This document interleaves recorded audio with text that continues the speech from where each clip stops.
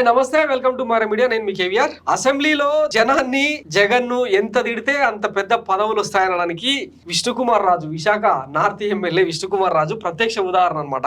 మొన్న అసెంబ్లీ సాక్షిగా జనం కడుపుకు అన్నం తిని ఓటేశారా గడి తిని ఓటేశారా అని మాట్లాడింది కదా, దానికి ఇమ్మీడియట్ గా రియాక్షన్ బీజేపీ ఆయనకు శాసనసభ పక్ష హోదాను కట్టబెడుతూ డబుల్ ధమాకా ఇచ్చిందనమాట. గతంలో యాక్చువల్ గా కూటమి సర్కారు ప్రమాణ స్వీకారం టైంలో బీజేపీ కోటలో ఆయనకు మంత్రి పదవి వస్తుందని ఆశించినా కూడా అది దక్కలేదు. సో అసెంబ్లీలో ఇంతకు ముందే, ఇప్పుడనే కాదు ఇంతకు ముందు కూడా వైఎస్ జగన్మోహన్ రెడ్డి మీద, వైసీపీ మీద తీవ్రమైన వ్యాఖ్యలు చేయడంలో విష్ణుకుమార్ రాజు ఎప్పుడు వెనకాడలేదు, ఎప్పుడు వెనకంజ వేయలేదు. సో ఇప్పుడు బీజేపీ తరఫున ఈయన బలమైన వాయిస్ వినిపించేందుకు ఆయనకు అంటే బీజేపీ శాసనసభ పక్ష నేతగా ఆయనకు మైక్ కూడా ఎక్కువసేపు ఇస్తారు కదా. సో ఇక తిట్ల దండకం బాగుంటదని చెప్పి ఇట్లా ఈ హోదా ఇచ్చారేమో అన్నది చూడాలి. ఒకసారి ఆయన ఏం మాట్లాడిందో చూద్దాం. ఈ తిట్లకు నజరానాగా దక్కిన పదవా ఇప్పుడు అన్నది చర్చ.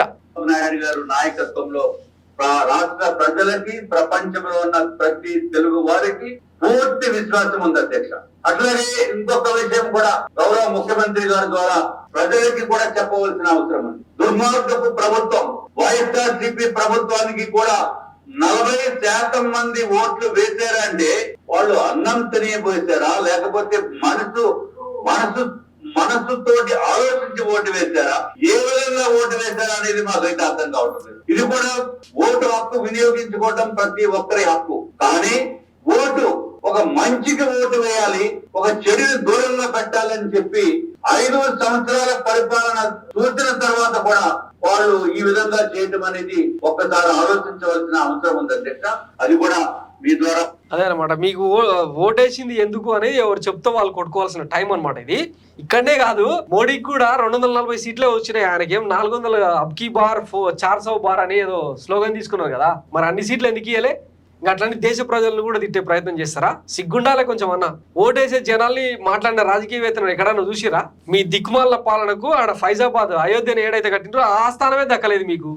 ఇంక ఇప్పుడు వచ్చి ఆంధ్రప్రదేశ్ ప్రజలను తిడితే సహించాలనా? ఇట్లాంటి వ్యక్తులకు చీఫ్ విప్లు, తర్వాత ఫ్లోర్ లీడర్ పదవులు ఇస్తుంటే ఆ రాష్ట్రంలో రాజకీయం ఎటువైపు పోతుంది ఏంది అంటే, జగన్మోహన్ రెడ్డిని ముందు వెనక చూడకుండా తిట్టేస్తే వాళ్ళకి ఎంత పెద్ద పదవైనా ఇస్తామని చెప్పి ఇండికేషన్ ఇది. ఇట్లా జరుగుతుంది అనమాట ఆంధ్రప్రదేశ్ లో. ఈయన టీడీపీ ఏజెంట్ గా చంద్రబాబుకు తొత్తుగా మారిండన్న వాదనలు తెర మీదకి వస్తున్నాయి అనమాట. రాజుగారికి డబుల్ ధమాకా, లక్ అంటే రాజుగారిదే అని బీజేపీలో అంతా అంటున్నారు. ఆయనకు ఒకేసారి 2 పదవులు దక్కాయి. విశాఖ నార్త్ నుంచి బీజేపీ ఎమ్మెల్యేగా కూటమి తరఫున ఇటీవల జరిగిన ఎన్నికల్లో గెలిచిన విష్ణుకుమార్ రాజును ఆ పార్టీ శాసనసభ పక్ష నేతగా చేసింది. ఈ మేరకు బీజేపీ రాష్ట్ర అధ్యక్షురాలు దగ్గుబాటి పురేంద్రశ్రీ ఇచ్చిన లేఖతో స్పీకర్ అయ్యన్న పాత్రుడు ఆయనకు అసెంబ్లీలో గుర్తింపునిచ్చారు. ఇది ఒక ప్రమోషన్ అయితే ప్యానెల్ స్పీకర్ల జాబితాలో విష్ణుకుమార్ రాజు పేరును కూడా చేర్చి అయ్యన్న పాత్రుడు ప్రకటించారు. దాంతో రాజు గారికి డబుల్ ధమాకా దక్కిందని అంతా అనుకుంటున్నారు. బీజేపీలో 2014లో అనూహ్యంగా నార్త్ టికెట్ దక్కించుకొని పొత్తుల్లో భాగంగా తొలిసారి ఎమ్మెల్యేగా ఆయన రాజు 2024లో మరోసారి గెలిచారు. ఆయన టీడీపీ అధినాయకుడు చంద్రబాబు అంటే ఎక్కువగా ఇష్టపడతారని అంటారు. గతంలో కూడా అసెంబ్లీలో బాబుని ఆయన ప్రశంసించిన సందర్భాలున్నాయి. ఈసారి మంత్రివర్గ విస్తరణలో కూటమి తరఫున సీనియర్ గా ఆయనకు ఛాన్స్ వస్తుందని అనుకున్నారు. అది దక్కకపోగా ప్రస్తుతం 2 కీలక పదవులు వరించడంతో రాజుగారా మజాకనా అని అంతా అంటున్నారు. బీజేపీ పక్ష నేతగా ఆయనకు స్పీకర్ అయ్యన్న పాత్రుడు మాట్లాడేందుకు ఎక్కువ అవకాశాలు ఇస్తుండటంతో ఆయన కాషాయ పార్టీలో కీలక నేతనే కాదు, రాష్ట్ర స్థాయి నేతగాను ఎదిగారని అంటున్నారు. జగన్ వైసీపీల మీద ఎప్పుడు ఘాటు విమర్శలు చేసే నేతగా రాజు ఉండడం కూడా ఆయనకు కలిసి వచ్చిన అంశంగా మారింది అని అంటున్నారు. సరే, రాజకీయ వైరంలో భాగంగా మీరు ప్రతిపక్ష నేతను ఎంతైనా దుమ్మెత్తిపోయొచ్చు, అది మీకుండే రాజ్యాంగబద్ధమైన హక్కు అనుకుందాం. కానీ జనాన్ని తిట్టే హక్కు మీకు ఎవడిచ్చిండు? అన్నదినే ఓటేశారా అంటే ఏంటి అర్థం దాన్ని? మనసుండే ఓటేశారా, మైండ్ ఉండే ఓటేశారా అని అంటే ఏమనుకోవాలి? తలబిరుస్తానం కాదు ఇది. ప్రజాస్వామ్యంలో ఓటు హక్కు అనేది జనం విచక్షణ, అది ఓటర్ల విచక్షణ. దాన్ని తప్పుపట్టడానికి నువ్వెవడు అసలు?